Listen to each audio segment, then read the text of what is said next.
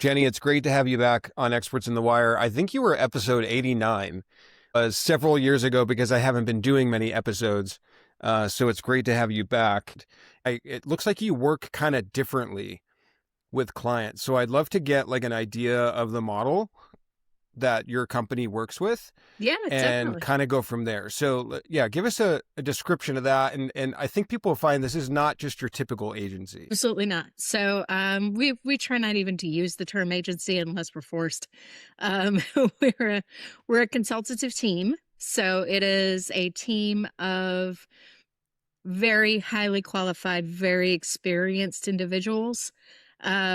If I had to liken it to something in the history, like sort of what Blue Glass was intended to be, but never really got to, but maybe without all the egos. Yeah. And I like vaguely remember Blue Glass, and maybe some of the listeners have heard, but what was Blue Glass again? And who was like the founder of that? And I may not get this totally right, so correct Yeah. me if I'm wrong, but it was Jim Boykin and a few That's others who kind of got together and said, let's create a just superstar team of consultants, and we'll Yeah. all work together and work on projects, but have the benefit of the reach and the volume you can do with a lot of talented consultants under one roof. When I spoke to Marshall Simmons years ago, is that how you say his last name? I think that's he was right. with Define Media Group. It sounded like something similar. He described it almost like a law firm sort of situation where like you collectively all kind of like you said, have the collective aggregate, resources of all of your knowledge and experience and connections and things. Is that sort of how you would define New Media Group as well? Well, that's not exactly how I would define new media. I was just saying, like, that's kind of where the idea came from, I think, to have a lot of really qualified people all working together. We are a fairly flat structure, but we do have two principal advisors. So we have our leaders, Scott Gardner and Brent Bolden. So Scott Gardner and Brent Bolden are our leaders, and they are two really experienced SEOs in the enterprise area, particularly in financial. And they both come from a background of banking and financial services. So that is a lot of what we do. But we also work in hospitality and in education. The key really is that we function more like an extension of a client's in-house team. Right. So we work really directly with the people, the stakeholders within the company that are trying to deliver on their promises and on their goals. Most of our clients we've been with for multiple years. We do kind of, I think, minimum that we'll do is a 6-month contract, but most of our clients are 4 or 5 years at least. Yeah, and you specifically don't call yourself an agency, and I'm not an agency as well. I'm more of a solo consultant. My wife and I run our business together. I don't really like agencies a whole lot. I mean, there's some great ones out there, and if you're listening, and I know you're part of an agency, you might be in the minority. You probably are in the minority, but I feel like losing work to agencies, and it seems like we're in a climate now where a lot of companies are just going with the agency because they feel like it's a safe bet, or they can just outsource a lot of their what would normally be in-house work or get some extra hands doing work. So in a moment, I want to dig into a little bit more like kind of what I'm trying to work through, but how do you, I think the biggest difference between the way that we work and the way that an agency works is that there's none of that handoff. So you don't speak to a highly skilled strategist about your project, and then it gets handed off to somebody who, is green, who's just started working right. in and the that's area. A common problem in agencies. Right, exactly. Yeah. So you're still getting that high level expertise on all of your projects. Right. And the thing I see is either past clients that have gone to an agency or people like I usually don't see good results. I hate to say it. and people are paying an arm and a leg, 10,000 a month, 15,000 a month for, you know, something that I could be doing for 5,000 a month, or they could do in-house, you know, so like, why do you think businesses so often go with an agency? I think it's because agencies typically package things as strategy and tactics in one, right? Okay. So they're going to give you the strategy and they're going to give you the legs to actually get all of the detail work done. To The execute problem it. with that Yeah. is that a lot of times the agency doesn't have the nuance and the long-standing information about the industry that you're in. And so they're kind of making it up as they go along, as opposed to having that real in-house expertise in that area. Yeah. So what we do is we definitely do some of the tactics for sure, Yeah. you know, create content briefs and that sort of thing.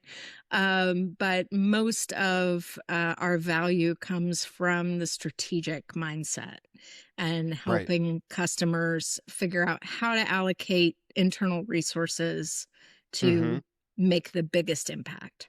So how do you sell that, and how do you continuously bring value doing that? And I know the answers to that second one. How do you bring value? I feel like that's what I do really well, but I've been struggling to either get myself in phone calls or situations where I'm putting my best foot forward and utilizing that stuff you just talked about, like the strategy, knowing how to make their processes more efficient, like all these things in ways I've helped companies. And then I end up getting compared to an agency, and that's no good either. So as new media advisors, what do you think is getting you into the right situations or in front of the right clients to then do services in that way? Yeah, I'll be really frank with you. First, one of the big reasons I took this job is because I don't have to sell. Right. Scott and Brett did the selling, and I just do the so work. Those are like the two primary founders. Yeah. Okay. Yeah, that's great. So it was always something I struggled with when I was a solo consultant, was that question of how do you do the work and sell the work at the same time, and where do you find that balance? I will say a lot of the business comes from referral. Yeah. So still just the contacts that our two founders have in various areas, particularly in financial, as I said, and then our clients recommending us to other prospective clients. That's really where most of our business comes from. Yeah, it's interesting. I used to be like all referrals, right? And then they've slowly trickled down for the last year or two. A little bit of that was me. I did stop the podcast and I wasn't out there as much, you know, but I've been ramping that up again. And like, there's just been almost no referrals. And so that's got me thinking, like, is it the industry? Is it my label? Like, I'm still calling myself an SEO consultant.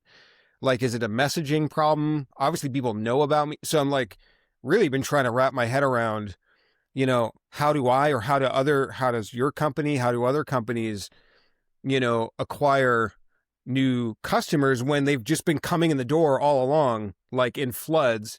And I think this also connects to, for the listeners or other businesses out there, like if you're seeking, you know, a consultant or SEO support, I want this to be helpful for you as well. So like your answer may help me, you know, but I see so many businesses just going with the bad agency or just doing bad things. And it's really, really frustrating because I'm venting here a little, but I see there's so much about geo and AEO and AIO and everything out there now. And it's like, seems like everyone's scooping up the frenzy over that while I'm sitting here doing all the best practices I've done for years and layering in the new things and doing really good work when I am working with people.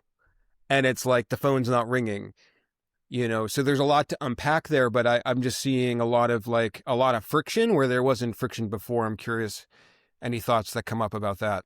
I wish I had a good answer for you, honestly. I started feeling the crunch on that as an independent consultant back around the time of the pandemic. And that's when I took the in-house role at LL Flooring, and did that for a couple of years. Right. And then quite frankly, and for anybody who's listening, I applied for jobs and heard nothing for 9 months. Wow. before I got connected with New Media. And I'm super, super happy there. But it definitely was a referral of a previous coworker that I had. That's how I ended up there. But yeah, you pardon the joke, but you couldn't pay me to go back to independent consulting at this point, because it's super, super hard. And it always was, but now it seems like it's just, like you said, it's just dry out there. Yeah. So I actually want to jump to talk about what's working for businesses. Then we can talk about your AI book and everything. Yeah. I'll just plug that really quick. So it's AI powered marketing. Definitely go check that out. I know Jenny's been posting on LinkedIn. I want to give a plug a little earlier in the show so it's not buried. But in terms of like, I appreciate now I want to think that's what I did while I was out of work for 9 months, was I wrote a book. Yeah. Well, I'm doing other things too in the meantime, which we could also talk about. But this makes me think about wanting to talk about, if I'm a business, how should I be thinking about my overall marketing, my SEO, my organic visibility? And this is obviously not all, it's not a one size fits all. So I want to talk e-commerce first. I think you have a lot of experience there. If you're an e-commerce business, right? And we may even need to segment large enterprise e-commerce down to like, the Shopify sites, and then maybe however you want to think about this or answer this, what would your allocation of like effort and budget or anything at all on those lines for your organic acquisition of inbound customers and revenue, what would you think about there for companies? Yeah, that is a super difficult question, but I'll do my best to answer it. I do think that continuing to invest in digital and continuing to invest in SEO and layering some GEO, gosh, I hate that term, some element of AI search into your efforts is absolutely critical. You cannot stop it, and I'll go into more why in a few minutes. But so fundamentally, you should continue SEO. Oh, 100%. Let's get it out of the way, because that's if you go on LinkedIn, no one's doing SEO anymore, right? Which might be part of the problem. Yeah, whatever you call it, you need to continue making your website findable for customers. Right. Yep. Excellent. So fundamental SEO. You mentioned geo, just to like sidestep to that for a second. I also hate that term. I wrote a LinkedIn post. I don't like geo. I don't like AEO. I don't like any of the new terms at all. If you were to layer that in any way, how would you approach that for e-com? Yeah, I'm actually working on this for a client right now, like awesome. Putting together strategy for how they're going to layer in, layer in. We're calling it AI search. Same here. Or AI readiness to their search programs. And the keys are findability, keeping things structured, easily accessible, not hidden behind JavaScript, clear entity relationships. Like all of this should be sounding very familiar to an SEO. And that's what I mean when I say like you cannot stop those findability efforts. And what do you mean by clear entity relationships? So that's a great question. It's really when you have a business, particularly like an enterprise size business that has multiple categories or lines of business under the main business, it's very important to draw the lines of how those relate to each other.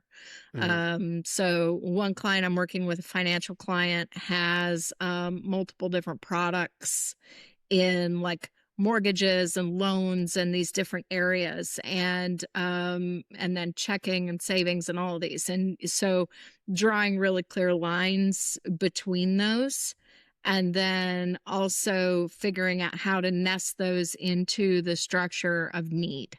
So people need a secured loan or mortgage, or an unsecured loan. Like there's a difference in how people approach those based on where they're coming from in the marketplace, what type of credit they have. And so layering those products in with that need and creating very clear entity relationships between them has done wonders for visibility. Yeah. And let's demystify the entity thing even a little bit more, because I have a fear, like part of the challenge with SEO, I feel like all along, is there's been this language of like, you know, entities and schema and structured data and authority, and like it's stuff that's so vague. It makes it a little easier for these like agencies to come in and put together a fancy slide deck and make it look nice and use all these fancy terms, and then like businesses are like, yeah, that sounds great. But what tangibly, do you do? yeah. Tangibly, what do we mean by entity? Like developing and showing the entity relationship, is that something that happens on the website? Are you doing that through text, internal linking? Is that offsite? Like, what are your thoughts on that? Yes, and. Okay. So that's exactly the key, is that if you're going to create an entity of relationship between something, let's just say we have a product called, let's stick with the loans example. We have a product called Loans Are Us, and we have a product called Loans for Dogs. I don't know. Yep.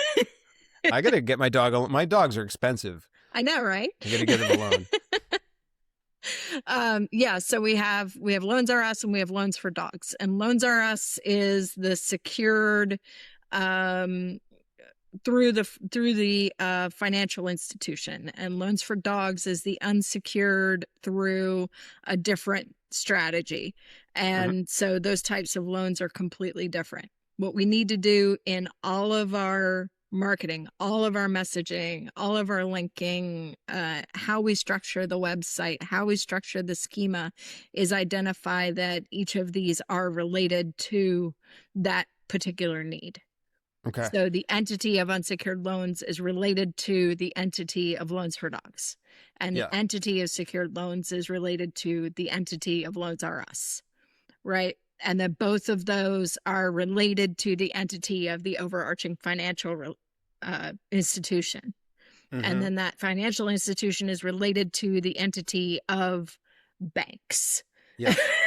So if you're a business and if the business is working with somebody like yourself or me, how are you helping them work through that? You know, how do we show them the value of that and get them to see the value in it so they execute? And how do we measure that? And, you know, so like a practical real world, you know, how are we doing that? For real, the way that we've been doing it is like doing a Google search.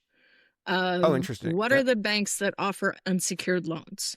And showing them, here are the individual companies that are coming up for unsecured loans. And either you're in them or you're not in them. If you're not in them, then why aren't you? It's probably because we need to make that relationship tighter and more clear. Yeah. Okay. And that's just where all of this infrastructure for understanding content is going. Right. And it has been. I mean, that's the thing. Like, it has been since like 2018, but but it's new and fancy, and we've got a new name on it. Yeah. Even though that's how it's always been working before. I'll plug my last episode. I had Niels Reimers on here, who is the inventor of SBERT. And so 1718 is when BERT came out, and all this entity stuff started happening.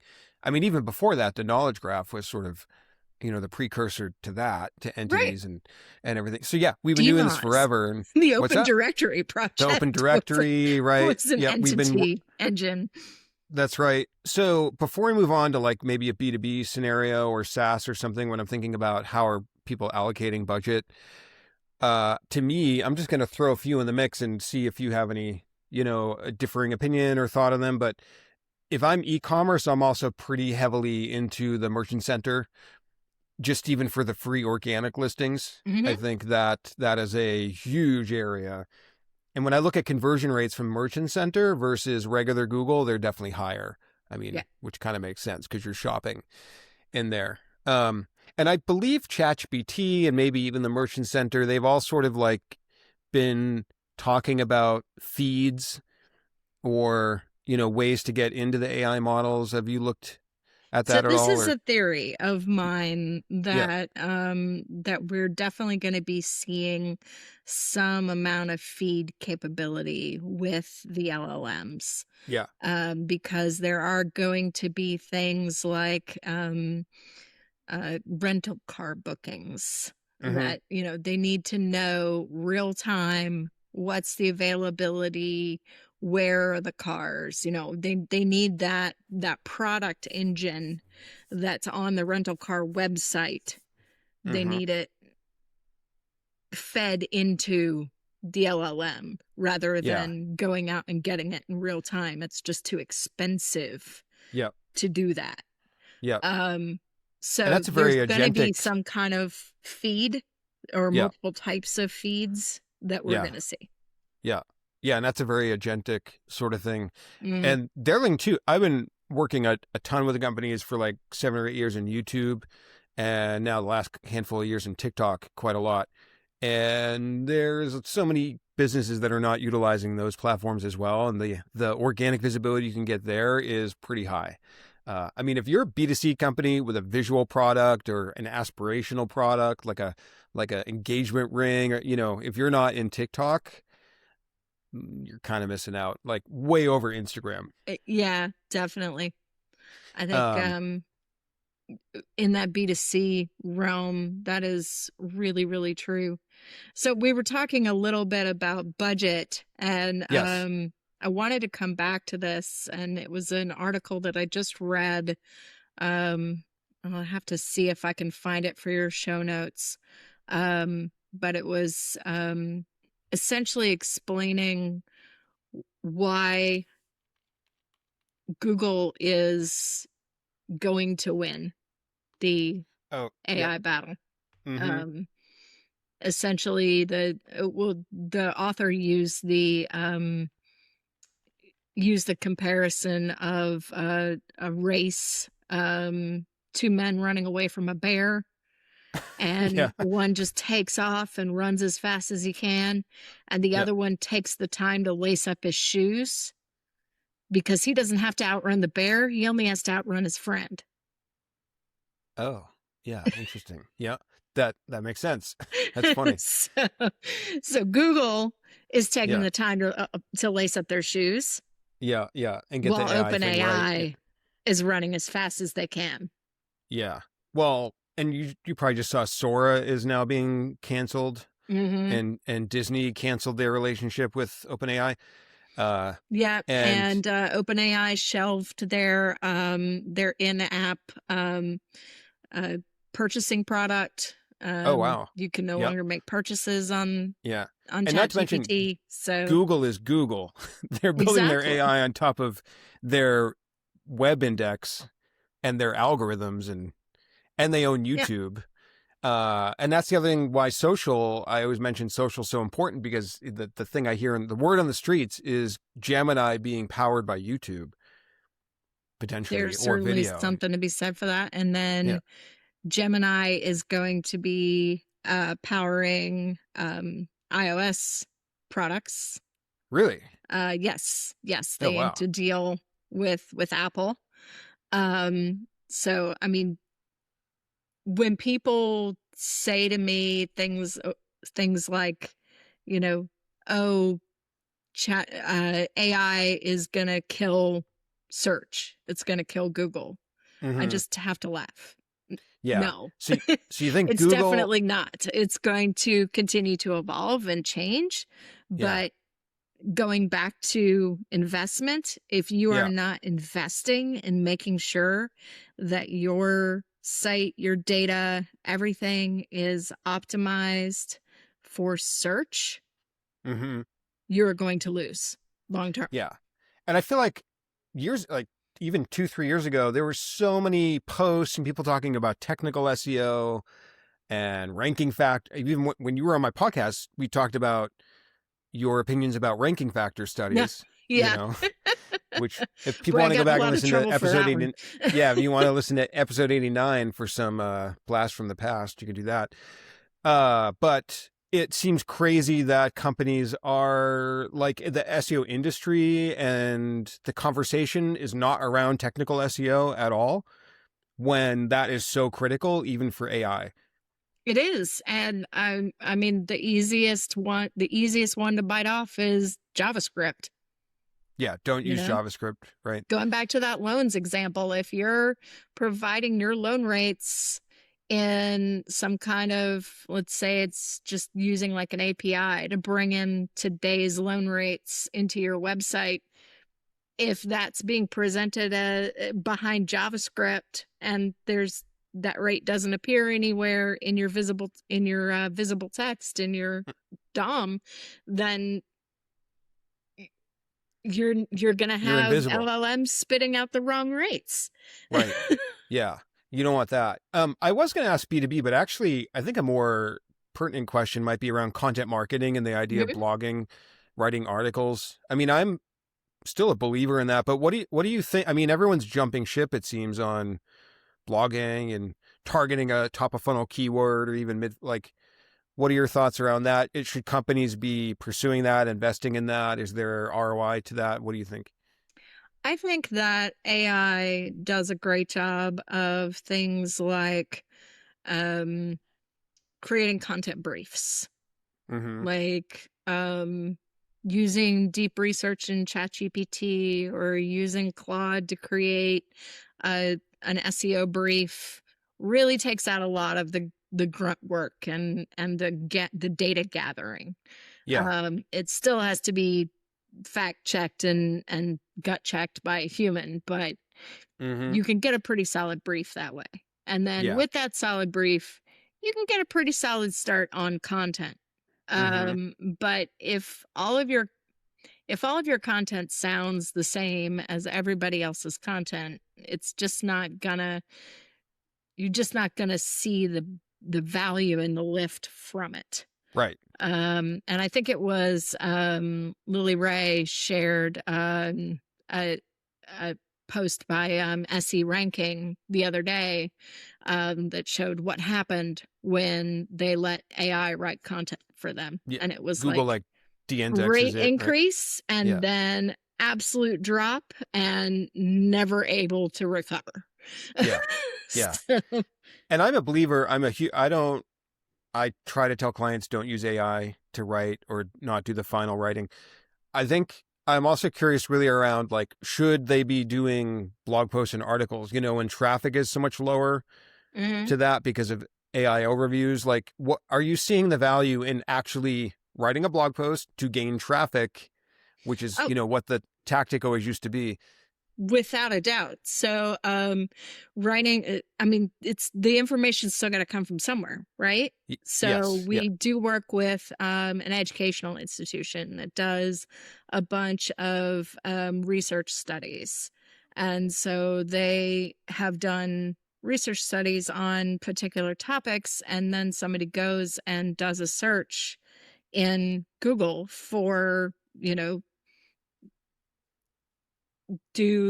does sunscreen cause skin cancer? That's one of the crazy ones out there right now. And it comes back, the AIO explains no, sunscreen doesn't cause skin cancer, it actually prevents it, blah blah blah. And then the citations, there's our client right there in the citations, and that detailed blog article that they wrote that talks about that study is right there for people to click through on to get more information. Yeah. And what if companies aren't seeing the traffic? What if it's just the awareness and the visibility and the AI overview and they're satisfied? Because you see the whole, I don't believe the 0-click thing. I'm not in that camp. I think that's another buzzword, and it sounds, we could have a different conversation about that.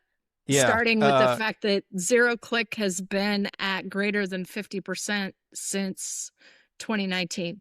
Yeah.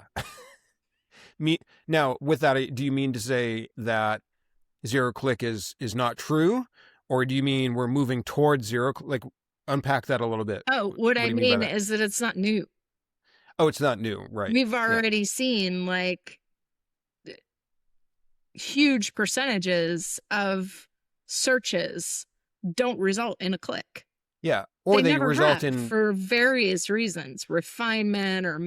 maps or uh, shopping or you know, Well, it was the knowledge featured graph. snippets Like first. they just don't. Yeah. And if I search, what day is Easter, like Exactly. that counts in that statistical study, it's And not if going to get you a click. search what day is and hit enter by mistake before you put in Easter, that counts as a 0-click search too. Right. Right.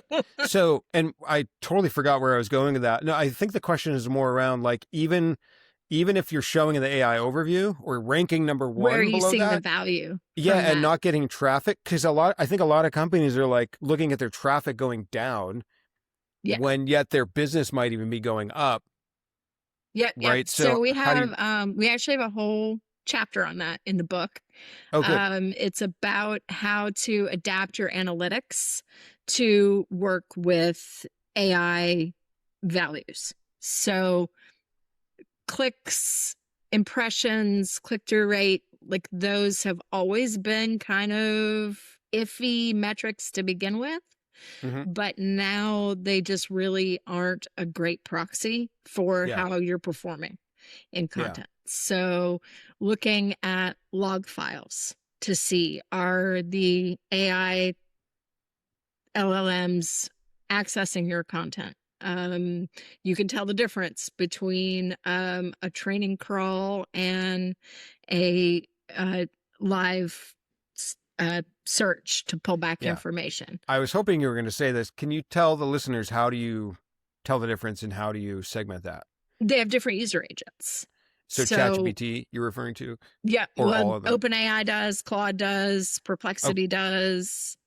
oh, they all do. Um, Oh, cool. Gemini's a little trickier, but you can generally tell with that too. I just saw, Chris Long, is that his name? He's Mhm. like super popular on LinkedIn. I just saw a post of his the other day that Google announced a new user agent that is going to tell you when they've looked at your site for AI purposes Oh, that's or fantastic. I something. missed that. Yeah, That I thank think you. yeah, Yeah, it's like, Chris always knows what's up. I know. He's one of those people where like, I feel like if I miss stuff in SEO, just go to his feed Uh-huh. and that and like Alita's newsletter. But anyhow, so how are you, um, technically speaking, how are you measuring log files? So we have them downloaded into a service. So some Hmm. of our clients use Spotify, some use OnCrawl, one uses SEO Clarity. So yeah, just whatever platform our client is already using to get their SEO data, Yeah, pulling log files into that and actually being able to marry the log files and the data from Search Console is worth its weight in gold. It's it's funny because so helpful. I've thought of that. I haven't quite done it yet, but I've started bringing this up to clients. But I feel like that right there alone is so far ahead of what you're seeing on LinkedIn or the blog article. Like, why are not more people talking about that? Because I'm it's so hard to get confused. log files. It's very Okay, hard. yeah, That is data that most IT security teams don't want to let go of. yeah, They worry about whether PII will be included. They worry about the ability to track like individual IPs, that sort of thing. yeah, The I, the whole like POV on how to get around that. yeah, I've I've written it out, but it's yeah. basically just making sure that they understand both what benefit log files bring Hmm. to the the SEO program or Yeah, GEO program, depending on yeah, how they're looking at it, and helping them understand that we're only interested in data from particular user agents. We don't yeah. need customer specific data. And you mentioned, were there some other metrics as well that you're trying to measure instead of just the clicks and impressions?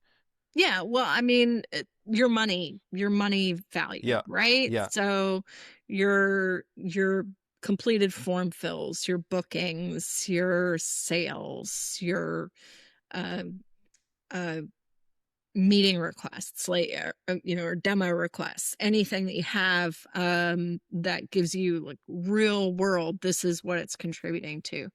Because what we found, which was really interesting, is that as that like alligator chart was happening, do you remember when it was like clicks stayed, impressions continued to go up and clicks stayed flat?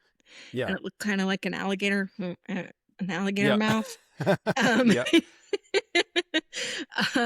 We found that like the money values, things like form fills or appointments booked, that sort of thing, didn't change. Right. They didn't change. So what it was it wasn't that we were losing clicks or like the poor click-through rate was somehow associated with the changes that were happening, but it was just the same qualified traffic being shown more often. Yeah. So companies must need, I mean, I just see they have sometimes a bad handle on GA4 or whatever their analytics setup is, and it's really hard to attribute. Has any tips or tricks with that there? Like what has helped with attribution? Because sometimes you go in and direct is like the direct bucket is huge and you're like, I know it's not, 50% of your traffic is direct. This is also like an age-old challenge. My best advice to you is to hire a really exceptional analyst. A good analytics person. But in reality, we look a lot at assisted conversions. So like a lot of times you'll see they touch paid, they touch SEO, they touch email, and then they finally convert on a direct visit. And if you don't look at what's happening underneath, what those other attribution pieces are, then you would just attribute it to the last click, which was direct. Yeah. Which is only telling part of the story. And then just a freebie for anybody who isn't already aware, if you try to compare data in like a Google ad, in like a Google GA4 or AEM or something like that with your AdWords data, the way that AdWords data works is if it touches paid at all, it gets credit for the conversion. Oh, wow. So even if it's first click or assisted, it's still interesting. Yeah, doesn't matter where it touches paid. Yeah. If it touches paid, then AdWords gives paid credit for the conversion. Google wants that ad money. Yeah, exactly. Well, and so like if the paid search team comes to you and says, yeah, we drove, $7 million of revenue in last quarter, you say, okay, how much of that was last click attribution according to AEM or according to they able GA4? Can they get the last click in the ads dashboard, or do you have to get that? I don't remember if they can or not, and to be honest with you, I have not logged into that in so long. I don't know. Yeah, but I was booted out of there because of my two-factor. It kept saying my workspace didn't have my two-factor set up, and then it was just some weird admin thing. I'm going to ask you about your book now for a minute, but after the book, I want to do a quick run through some what I think are maybe SEO and GO myths and just get your take on them. It'd be fun. Maybe do some myth busting. But your book is, what is it? AI-powered marketing, correct? AI-powered content marketing and SEO. Yeah. So what is the book about? Give your pitch for it. What is it about and who should read it? And I'll definitely check it out myself, but thanks. Love to hear about the book. This is a book that I wrote with my co-author, Catherine Seda. And she and I set out to demystify AI when it comes to content marketing and SEO. Looking to give people practical information and frameworks to be able to evaluate continued AI use in content marketing and SEO. So a lot of what we're talking about here. Exactly what we're talking about here. If this entire episode has been interesting to you, check out the book. Yeah, definitely. So we have a full explanation of how LLMs work and why that matters. How everything kind of fits in under Google and EEAT. How to set up frameworks within your organization to use AI, governance and ethics, analytics, and then some real life workflows and checklists on how you can really integrate it. We've got a specific chapter on e-commerce and a specific chapter on nonprofits. That's great. And books make great gifts. So buy 10 of them. Yes, buy please. 20. You hand them out to your company and your coworkers. And is there a specific link people can check that out at? I know we can find it through your LinkedIn, but where would it's on Amazon? And then I can also offer a discount to your listeners. Sure. If you've got show notes, I assume. Yeah, I can put them in I'm now hosted on Spotify. So I don't have to deal with the whole website. That's why I'm doing the podcast again, because it's much easier to produce at this point with all the new technology. Definitely. So I can put the link there. So yeah, if you want to share that, is it something you can also say if people are just listening, or? It's at the Pearson website. So Pearson is my publisher. And it's informit.com. Okay. But I think, let me just give it to you in the show notes. And if That's you're an fine. international listener, go to Amazon, because you won't have to pay for shipping. Oh, good tip. And it's fine. I want all the reasons to tell people to go into Spotify, and I almost said Shopify, and subscribe and look in the show notes for that discount. Definitely. On the book. I was going to mention too, Jenny, like, you messaged me last fall, I think it was, right around then. I think so, yeah. And you're like, hey, I have this book, love to chat again. And our first conversation was great. So, but at the time I mentioned that I wasn't doing the podcast, and you were like, oh, Google still says you're a top SEO podcast. And then you said something which might have been an offhanded idea, but you were like, maybe you should sell it. And I went, in my head, I went, I never thought about that. But that stuck in the back of my mind for 3 or 4 months. And then when this year started, things were a little slower. You wrote a book, I'm doing the podcast again. The thing that got myself to actually start it again was telling myself that in 2 years, that's like a goal point where I may sell the podcast or do something with it, because I really struggle with feeling like I'm just doing something forever, endlessly. There's no and so one of the reasons I stopped doing the podcast a little was also being a little disillusioned with the SEO industry and all the AI stuff, and then some personal things that I don't have to unpack at the moment. But getting myself to start doing it again was the technology improvements. And then this idea of I don't have to think of this thing I just do forever. Yeah. And then I think let me make it. It's one of the, if you search top SEO podcasts, you're, I think, number 1 or number 2. That's wild. And it was one of those things where now I'm thinking of it like a media company, right? So I made Experts in the Wire YouTube and a TikTok. And I'm thinking if I were to sell this in 2 years, right? And maybe I won't. And it's not even about the money. It's more about that mental idea of I don't have to be stuck with this doing it forever. You're building something. So, yeah. Anyways, I want to run through some SEO myths, or just things that people claim. Okay. And see what your take is. So the LLMS.txt file. For those of you listening, I just rolled my eyes. Yeah.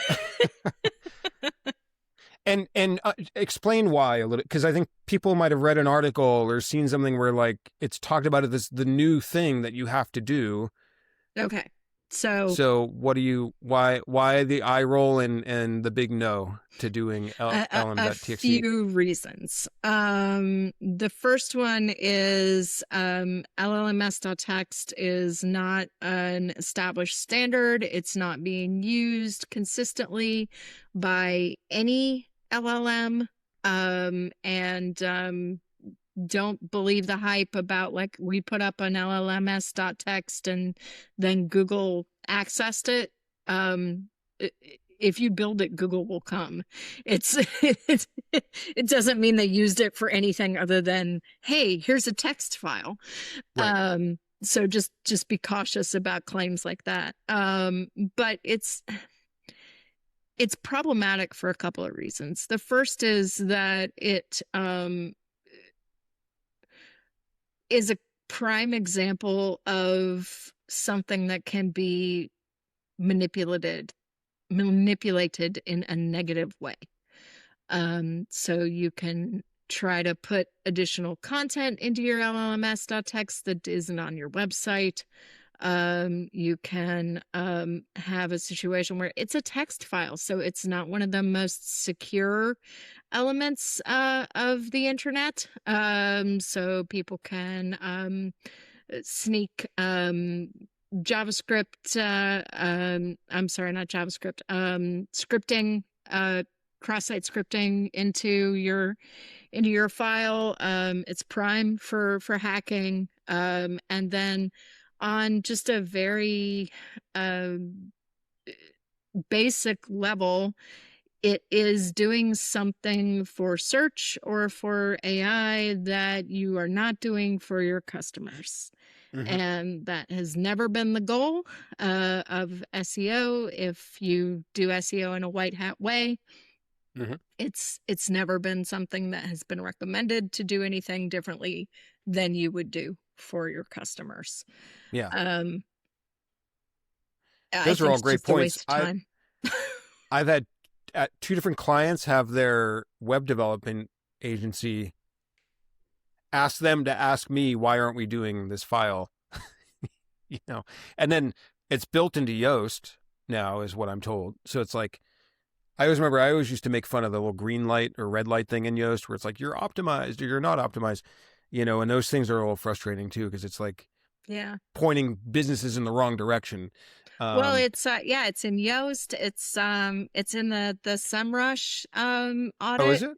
It flags it if you don't have one. Oh, no. Probably others too. Okay, so don't use that. You heard it here on Experts in the Wire. It's just a waste of time. If you want to do it, if you've got all the time in the world, give it a try. Let me know how it goes. That's right. It's a lost opportunity cost. What about, I saw a recommendation that to optimize yourselves for AI search or LLMs, you need to use 15 to 20 word sentences. That's weird. Yeah, isn't that weird? That's like, that reminds me of the time that Gary Yesh got up on stage and said, if I search how to boil an egg and you give me 250 words on how to boil an egg, I'm going to be irritated and my egg's going to be cold. Yeah. Yeah. I think the reasoning was somebody did a study showing that LLMs cite content or something that or they choose sentences that are of a certain length or something like that. I forget the exact context, but these are the types of recommendations I see, and I'm like, you've got to be kidding me. Some people claim to me like somebody over-engineered some element of log file analysis, maybe, and I would be interested to see the statistical significance on that. Yeah. Some people claim that an LLM like ChatGPT knows what is trustworthy, so that we're going to grab a citation, they know what's trustworthy. What do you think about that? I always thought that was like Google doing that. I think I'm not sure about that one.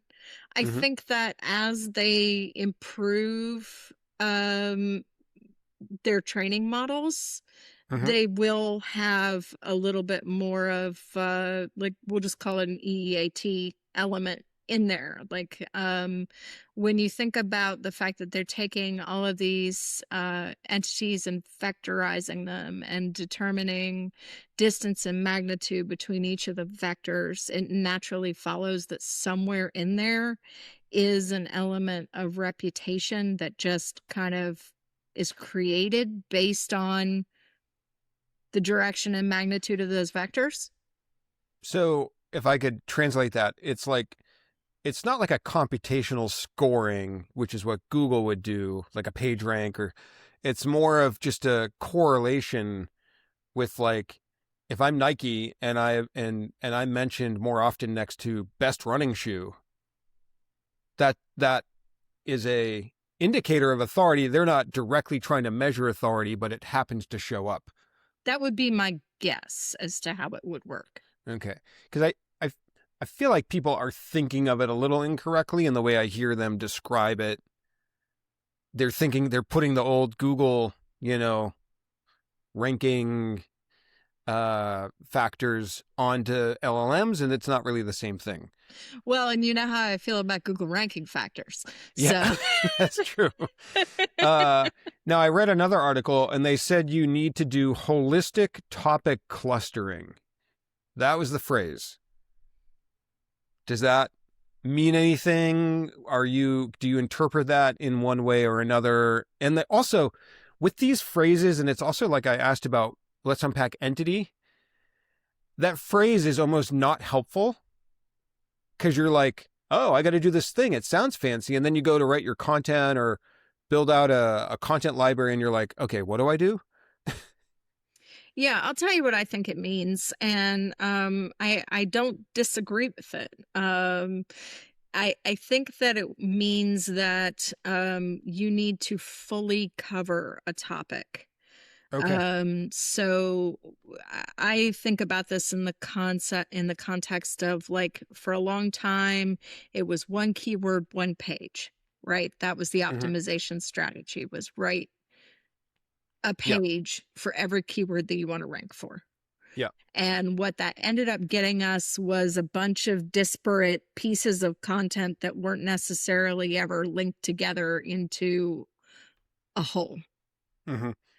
And what we're seeing perform well in the LLMs is holistic content. So content that covers all of the different facets of the topic, but does so in a way that little bits and pieces of it can be popped out.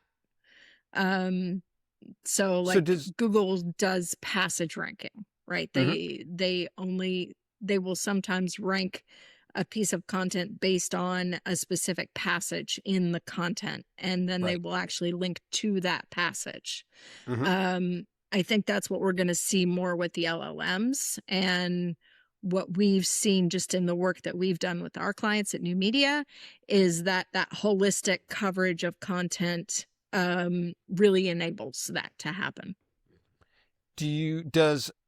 So again, not totally new. Is the way in which you would optimize that for LLMs, does it go against SEO? Like, because because I have a very tried and true particular way I would structure a piece of content for search, and sometimes when I read some of these geo things, I'm like, man, that would really undo or go against what I would do for just Google or SEO. But do you think this is in synergy with good SEO? I think it is. I've been taking that approach to SEO for a little while now, pretty much since kind of the evolution of BERT. That a more complete coverage of a topic within a page or within a series of pages is more important than breaking it down into component pieces. But structuring it in a way that it's readable, using bullets, like don't die on that hill about using bullets, but like structuring it in a way that it's readable and scannable is better for users. Right. So it makes sense to me that would be better for search engines as well. Yeah. And like you said, I mean, we've been doing this forever, so it's not really a whole lot new. I will tell you, there's a couple of new things I'm layering in for LLMs, which I never consider. I'm trying to think about what is totally new that I've never done for SEO. And this still might not be totally new, but I'm bubbling it up in priority a little. And that is for articles to indirectly or directly call out job titles or personas or ICPs of who they're trying to reach. Illustrate the immediate outcomes or aspirational goals or long-term outcomes or aspirational goals of the person prompting, and then also highlight pain points.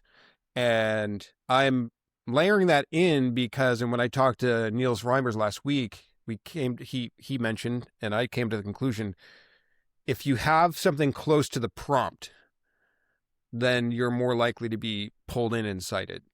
Mm-hmm. And so I'm thinking about, how are people prompting, right? My wife and I have been researching hiking trips, and she's prompting with all of those things. What are our goals of the trip? What are our aspirations? What are our, personal demographics, preferences, etc., and that kind of thing. So that sort of happened intuitively.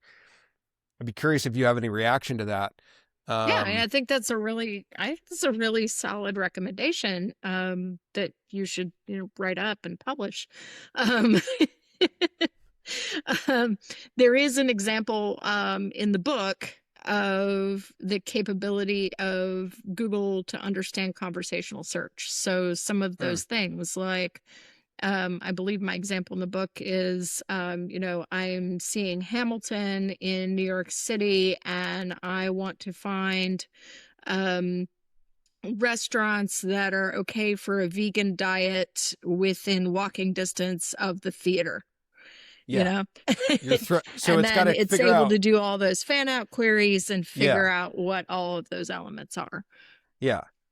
It's even going to figure out Hamilton. What theater is Hamilton at? Right. What's the address? Well, what is Hamilton? Oh, Hamilton's Broadway show. Okay. What is right? So it's going to do all of that work behind the scenes, whereas we used to have to do a series of searches for it. That's great. I want to circle back to one client question. I got to run this by somebody. This is almost where, like, imagine I've hit stop on the recording, and you know how sometimes in a podcast recording, you do the interview and then you hit stop, and then there's this like great stuff that happens that you talk about after. That's what I want that to be right now. You're like, dang it, why weren't we recording? Yeah. So we hit stop, and now is the point where I'm like, Jenny, great interview. But there's this one situation which is just bothering me so much. I can't crack the code on it. And I'm just curious if you have any. So I was working with this client. They found me in Reddit. That's not the point of the story, but I just thought that was great. And they brought me in because they had really bad situation with their web developer and their ads person and everything. I came in, took over. I ran the whole marketing for them. I pulled in my ads friend and my web development company I work with, and did the SEO and built them a new website. And so they had two companies, and one of the companies, their SEO was improving, and the other company, they opened their doors, and on day one, they were almost full and booked. They're like a medical service company out in California. And I did blog topics for them, and I actually started their TikTok, and they had videos that were getting over 30,000 views on a brand new TikTok account for brand new business. And then out of nowhere, the owner, who had stopped joining the phone calls for a month or two, he mentioned to the marketing person, all of a sudden he was going to let us go. And he wanted to bring in these people that ran some company and some business group he was a part of out in California. And it just came out of nowhere, came out of the blue. We had been doing really good work, and they acknowledged that, very good work. The ads were working, the TikTok was working, the SEO was working, everybody was happy. But just out of nowhere, he's like, I don't want you anymore. I'm going to bring in this other company. And it was a couple people that they take businesses and they help with everything in a business. So maybe how they're offering products or services or their operations or everything, right? Right. And they had SEO and they wanted, and I did a handoff call, and I was really nice to do that. But I've gone back and looked at their website and their TikTok, and it's horrible. Yeah. They're doing blog posts that are overview to this service in San Jose. Like blog posts make no sense at all. They're trying to like slap locations on them, and the TikToks are getting like less than 1,000 views. And I'm like, what happened? And do I reach back out? But that is an illustration of one of a handful of things where I've either lost the bid to an agency or been working happily with a client and everything's going well. And they're like, see you later. We're going to bring in this like team or fancy sounding agency. Yeah. And it's tough because it's like they're making a bad decision, and if you're still listening at this point in the podcast, like hopefully my venting is actually bringing value where it's saying like, these like fancy sounding agencies, just like you've talked about, they're not bringing value, right? So what do we do about this? This is really, unfortunately, just part of the business. Yeah. It's, maybe there was a bigger deal involved that the CEO couldn't turn down. I'm sure it didn't have anything to do with your capability. Yeah. But I guess, I don't know, let's think about it kind of like dating. Yeah. Sometimes things feel like they're going great, and then all of a sudden something changes and you can't really put your finger on it, but the best thing for both of you is just to move on. Right. And I agree about the moving on. I've questioned, like, should I reach out? But I think it's indicative of a climate in which I've been sensing more overall. Like companies going with the agency or going with, and it's also might be personally like I'm struggling to communicate my true value for companies. I either get pigeonholed in like, you're the consultant, or even worse, you're the person that's going to like do all this stuff for us and we're going to track your hours, but not looked at as like, I've been doing this 17 years and not being looked at as like a higher level, like advisor, like kind of sounds like a lot of the work you're doing, I think this is a growing pain that our industry is going to face with all of this AI hubbub. Unfortunately, these executives are reading articles in Forbes by people who have never done SEO in their life. And it is just going to be the cream is going to rise to the top. Just this week, one of my clients, they've been with us pretty much since the company started, sent us a pitch that another agency sent to them on why they should be doing GEO and why they should fire their SEO agency. I mean, right. Unfortunately, the client was like, this is nonsense. We know exactly why we need to keep doing SEO, and you're our partners. And, we just wanted you to see this, which is nice. It's very nice when a client does that.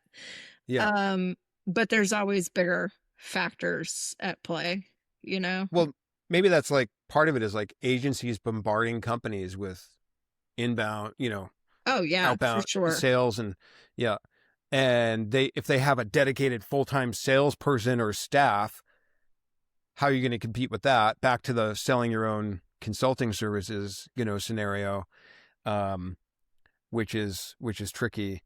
But I do think it's something the industry's got to work through. Mm-hmm. It's just like, man, it's tough in the meantime. Well, we've also seen kind of a commoditization of SEO over the past 10 years or so.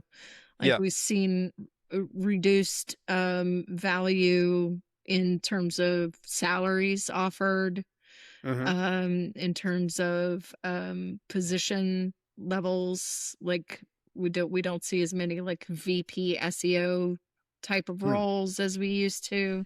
It's just become a bit commoditized, and now there's this big big brother type of talking head out there that's saying, well, AI is going to take over everything, and well, SEO's not relevant anymore because AI can do it for you, which of course we know is not true, but the executive who's just reading his entrepreneur magazine is not thinking that way. That's right. Yeah, it's a good point. You got to think about, where are the executives paying attention to? Maybe it's not even LinkedIn. No, I don't think it is, for the most part. Like, yeah.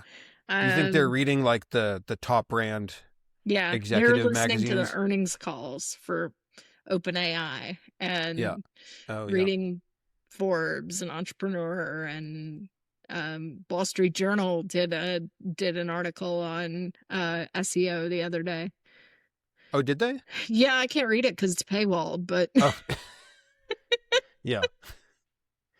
Well, I've worked with Harvard Business Review, and that work's been very minimal in the last year or two. Surprise, because of like AI and everything. But they added a paywall last March, and it's funny because they had asked me for my input on it before they did it. I told them not to do it, or I told them these are the approved ways, metering and all that. Yeah. And they just did hard paywall anyways, and then came back and were like, why don't we have traffic?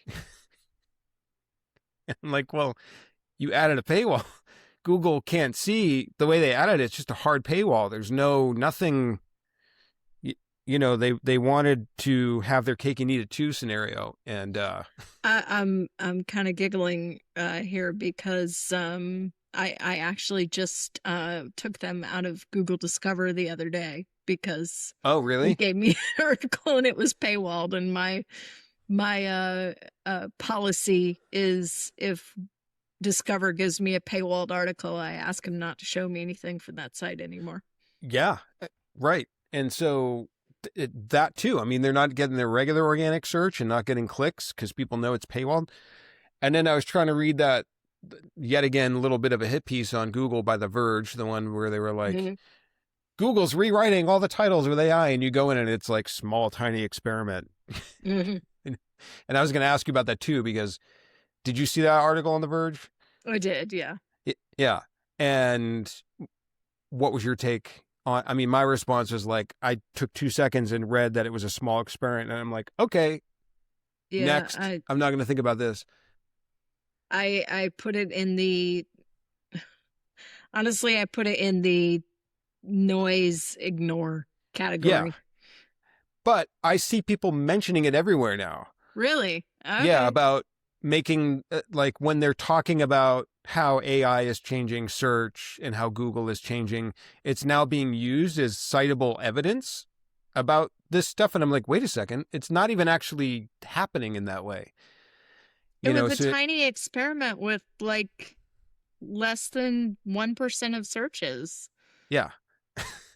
So, but that's the frustrating thing, is just watching these like things spread that are not true. Yeah. And then they're like sticking, and then businesses are listening to it, and then they're going after that shiny thing instead of doing, and the whole thing's just been a little, I don't know if it's just my perception of it has increased or if it's the reality of the situation, but it has felt very frustrating being an SEO in the last couple of years. Oh, for sure. I mean, it's one of those where I choose my battles. Yeah. Right. Yeah. Right. Politics and SEO, like, they both get a limited amount of attention because I can't handle the stress. Yeah. Maybe that's a good strategy. All right. Well, I know I've kept you an extra 10 minutes or so, but I appreciate that. Is there anything, I know I'm still recording here, so is there anything else you want to like maybe mention where people can find you? LinkedIn, websites, all the good stuff. Yeah, I'm at Jenny Halasz pretty much everywhere. JennyHalaz. I'm never on Twitter anymore. I'm sometimes on Blue Sky. I'm on LinkedIn a lot. And Facebook is just for friends and family, so don't try to friend me there. Yeah. But yeah, and buy the book, please. AI-powered content marketing and SEO. It's available on Amazon and all fine book retailers. And Awesome. come join us on SEO Chat on Friday, 3 p.m. Eastern on LinkedIn. That's right. I want to ask you about that. I'll put that prominently in the show notes. So hopefully people go to the show notes on their own. But if you're listening now, go to the show notes to get the book discount, to subscribe, and learn about SEO Chat, which is revived on LinkedIn. I'm excited about that. I'm hoping it'll take off. I've missed it. Yeah. Awesome, Jenny. Well, thanks for joining us on episode, 3 of the new season 2 of Experts in the Wire. We'll talk to you next time. This is my pleasure. Thanks, Stan.